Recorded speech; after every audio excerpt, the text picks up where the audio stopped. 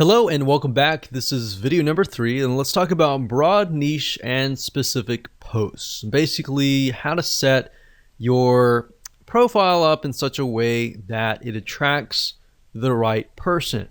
And it'll make more sense as I dive into this. So now that we've discussed why branding and attracting a very specific person is important, the question is, how do we attract them?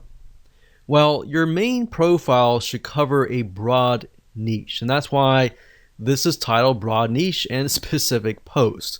So what does that look like? Well, it shouldn't be too broad, but it should be broad enough that it attracts a specific person of a specific mindset.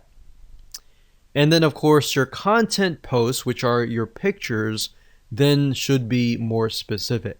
Now, while that makes common sense, I'm actually going to jump in. I'm going to show you how to actually do things in just a minute. So here's what I mean. Let's say you're targeting scuba diving, all right?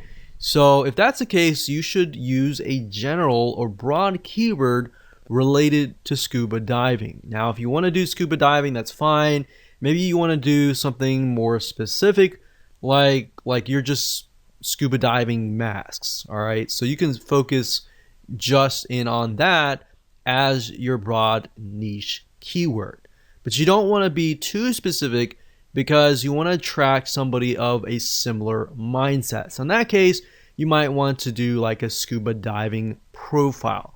Now, if you're a company, that's a little different. If you're a personal lifestyle, you can go a little bit more broad with a personal lifestyle. So with a company, you kind of have to do it a little bit more specific.